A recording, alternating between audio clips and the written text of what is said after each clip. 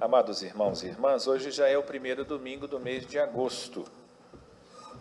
E quando eu falo isso, você, nossa, é mesmo, como está passando rápido. A gente tem normalmente essa reação. E até se esquece de quem acelera o tempo somos nós mesmos. Nós mesmos é que fazemos esse ritmo alucinado que atropela a gente. Então, suba mais vezes ao convento da Penha, porque além das crianças, elas sobem correndo. Nós, além das crianças, todos sobem devagar aqui ao convento. E esse ritmo um pouco menos acelerado faz as coisas serem o que elas são, terem o tamanho que elas têm. Nossas dores, nossas alegrias, nossas preocupações. Quando a gente está muito acelerado, as coisas tomam proporções invertidas. É preciso tomar cuidado. Então, subir ao convento é um exercício de desacelerar. Isso vale também para os nossos momentos de rezo, nossos momentos de encontro. Já repararam como a gente tem se alimentado? Numa rapidez impressionante. Nem aos domingos, que a gente tem um bocadinho mais de tempo, a gente almoça como deveríamos almoçar. Faz a prece antes, come devagar, conversa com quem está do nosso lado, estica aquela refeição, como nos tempos dos almoços na casa da vovó. A gente acelera muito o tempo e isso traz doença para nós. Isso traz complicações para o nosso dia a dia. Quando vê, a vida passou e a gente nem deixou marcas. Mas o mês de agosto, eu não sei porquê, era tido como o mês do desgosto. Sempre se repetia isso. Agosto, mês do desgosto. Eu acho que é só por causa da rima. Mas uma rima infeliz, diga-se de passagem. Um outro jeito de olhar para o agosto era mês do cachorro louco. Também não entendo de onde vem isso. E ainda bem que há muito tempo, alguém depois da missa me explica o que é o mês do cachorro louco. Eu sei que aqui é o tempo das ventanias, agosto venta muito, e hoje já é uma prova disso. Isso sim, é um fenômeno da natureza. Mas agosto, há muito tempo, com a graça de Deus e o ensinamento da igreja, passou a ser o mês das... Eu imaginei que vocês fossem responder todos em uníssono. Vocações. Agosto é o mês das... Isso, já há muito tempo a igreja instruiu a gente que em agosto é o tempo das vocações, de a gente rezar pelas vocações e, mais do que isso, de a gente perceber o chamamento de Deus na vida de cada um de nós. Porque quando a gente diz vocações, nós corremos o risco de imaginar que é o mês dos seminaristas, das moças que querem ser freiras. Mês das vocações é o mês de toda a igreja. Repensar a sua forma de responder, sim, Senhor, aqui estou, pode contar comigo, como pai de família, como mãe de família, pode contar comigo como agente de pastoral, pode contar comigo como um servidor do Evangelho na política, na sociedade, onde quer que eu estiver. Eu quero ser servidor do Evangelho. Eu quero ser presença viva do Evangelho nas periferias existenciais e nas periferias geográficas do nosso mundo. Cada um de nós é instado a, neste mês de agosto, rezar agradecidamente por ter nos chamado para ser sinal da presença dele onde quer que estivermos. Alguns servindo o altar, servindo a palavra, lavando os pés dos mais necessitados. Outros sendo sacerdotes e sacerdotisas dentro do seu próprio lar ou no ambiente de trabalho. Alguns sendo enviados em missão, outros trabalhando ordinariamente no dia a dia das comunidades. Mas todos nós somos vocacionados e vocacionadas. É o tempo de rezar agradecendo e rezar comprometendo-se em viver bem a sua própria vocação. Nós ouvimos o trecho do Evangelho que Jesus tem um diálogo instigante. E é preciso prestar atenção. Aliás, prestar atenção com quem a gente conversa. É Jesus que está ensinando isso para nós.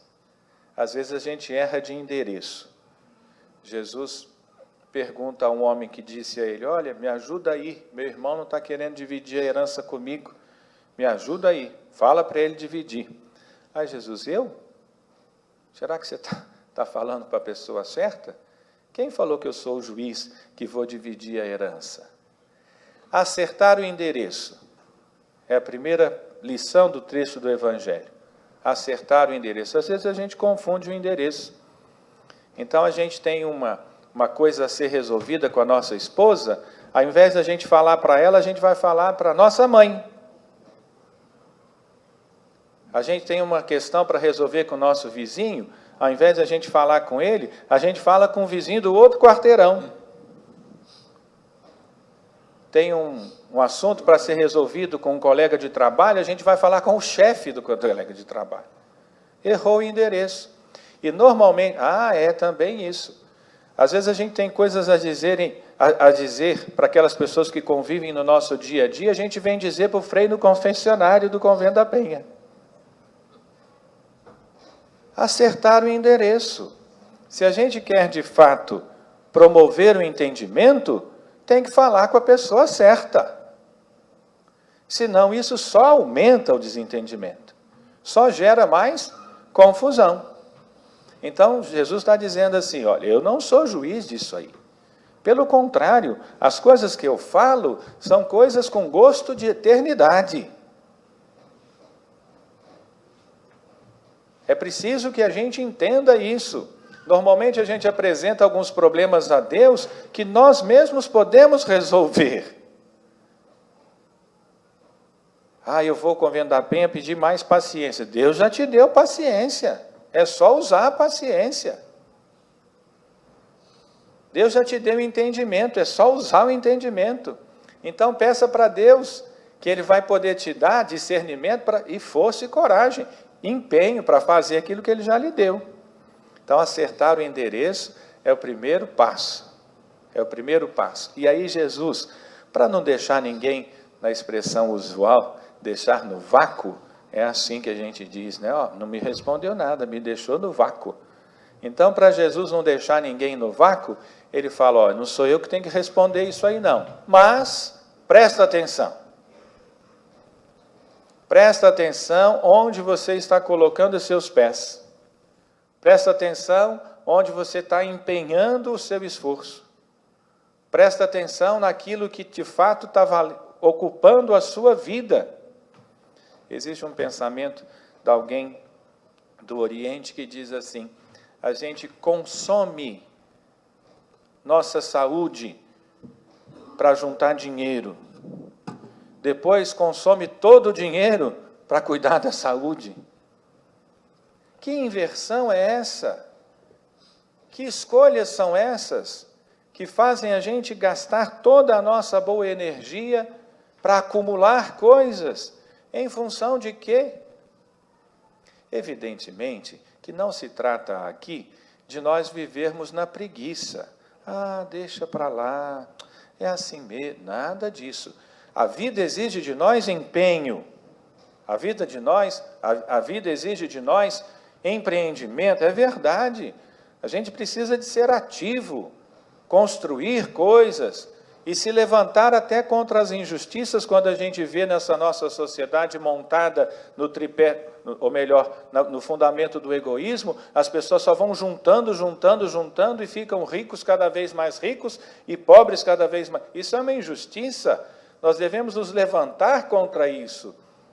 E a nossa posição, então, não deverá ser a mesma de repetir o acúmulo das coisas, que o acúmulo gera injustiça. É necessário que a gente se empenhe para ter o mínimo de conforto, ao menos. E que todos tenham, ao menos, o mínimo necessário para viver com dignidade. Isso Jesus também nos ensina quando Ele nos mostra a necessidade da justiça, da partilha, da construção da fraternidade e da solidariedade. Mas o que passa disso é avareza, é ganância. O que passa disso é soberba. O que passa disso é aquilo que consome as nossas boas energias e, ao invés de nos apresentar o sentido pleno da existência, desfigura, a nossa imagem e semelhança do Senhor. Presta atenção.